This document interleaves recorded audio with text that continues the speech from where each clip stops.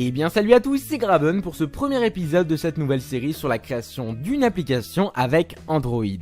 Aujourd'hui, je vais vous présenter les bases et les prérequis nécessaires pour que vous puissiez concevoir vos propres applications Android de A à Z et cela très facilement.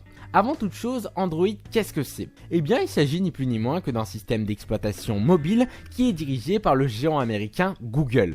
Ce système d'exploitation est basé sur le noyau d'un autre système qui s'appelle Linux pour ceux qui connaissent et il est employé par des millions d'appareils qui l'utilisent, notamment les smartphones, les tablettes, les télévisions, etc. Vous l'aurez compris, cette série vous permettra de faire très facilement des applications sur des supports divers et variés. Mais comment allons-nous nous y prendre pour faire nos propres applications, vous allez me dire ? Eh bien c'est très simple, on va utiliser un logiciel qui s'appelle Android Studio. Ce n'est rien d'autre qu'un environnement de développement intégré, un logiciel sur lequel on va écrire notre code. Ce code va se diviser en deux grandes parties pour les applications Android, une partie visuelle de votre application et une partie logique. Tout d'abord, la partie visuelle de l'application, c'est toutes les images, le texte, les couleurs, tout ce que vos utilisateurs verront de manière graphique sur leurs appareils. Pour ça, on va utiliser un langage que vous connaissez peut-être qui se nomme le XML. Il permet simplement de structurer des données grâce à ce qu'on appelle des balises. Vous avez la même chose pour créer des sites web avec le HTML par exemple. Ensuite, on a une deuxième partie, c'est la partie logique de l'application, grâce au langage Java. Java, c'est quoi ? C'est un langage de programmation informatique orienté objet. Je vous donne un exemple très simple. Imaginons que vous avez deux personnages sur un jeu mobile. Ce seront tous les deux des objets. Et bien, ces objets, vous allez pouvoir leur associer des fonctions qui vont permettre de les faire interagir, tout simplement. Attention, avant de vous lancer dans la conception d'applications Android, il est très important, impératif même, de s'être imprégné au préalable des bases de chacun de ces langages, sous peine d'être totalement perdu au niveau de la syntaxe, ok ? Si vous êtes débutant, je vous recommande de faire pause sur cette vidéo et de cliquer sur la petite fiche en haut à gauche qui vous permettra d'apprendre les bases du langage Java très simplement. Et enfin pour le XML, je vous mettrai un petit lien en description. Maintenant qu'on a vu la théorie, passons à la pratique. Vous aurez besoin de deux éléments pour créer vos applications. Tout d'abord, le JDK. C'est tout simplement un kit de développement pour les développeurs Java qui va contenir uniquement les ressources essentielles dont on aura besoin pour programmer avec ce langage. Pour l'installer, c'est très simple. Vous allez accepter ici la licence, donc vous avez bien sûr le lien en description. Vous acceptez. Ensuite, vous choisissez la version adéquate à votre système d'exploitation. Vous avez Linux, Mac, Solaris et Windows. Par exemple, je suis sous Windows 64 bits. Pour moi, ce sera Windows x64. Donc, vous téléchargez ici. Vous faites enregistrer le fichier. Et vous patientez la fin du téléchargement. Une fois le téléchargement fini, vous devrez lancer votre exécutable afin de procéder à l'installation. C'est une installation classique, donc vous allez appuyer ici sur Next.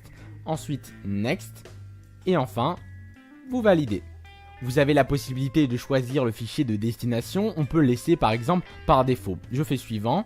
Et ensuite, l'installation se fait en plus de celle du JRE, c'est-à-dire du Java par défaut. Parfait, notre JDK a été installé. Vous pouvez faire ici Close. Et on va passer au deuxième élément. Le deuxième élément qu'on aura besoin, c'est le plus important, c'est Android Studio. C'est tout simplement notre fameux environnement de développement cité précédemment sur lequel on va écrire notre code, mais également le débugger et même créer ce qu'on appelle un émulateur. C'est tout simplement une sorte de mini téléphone ou de mini appareil que vous pourrez directement afficher sur votre écran. Pour procéder à l'installation, vous allez vous rendre dans le site qui est en description sur le site d'android.com et on va ici faire Download, comme ceci. Vous allez ici accepter bien sûr les conditions et appuyer sur Download. On enregistre le fichier et vous avez juste à attendre la fin du téléchargement. Une fois le téléchargement fini et exécuté, vous allez arriver sur cette fenêtre. Donc là, vous appuyez sur Suivant. Ensuite, vous allez arriver sur les options, donc vous allez tout cocher. Android Studio, ça va être notre IDE comme je vous avais dit. Le Android SDK va contenir les ressources essentielles primaires qu'on aura besoin pour développer sous Android. Et enfin, le Android Virtual Device va permettre de faire des émulateurs des différents appareils, des téléphones, des tablettes et même des télévisions.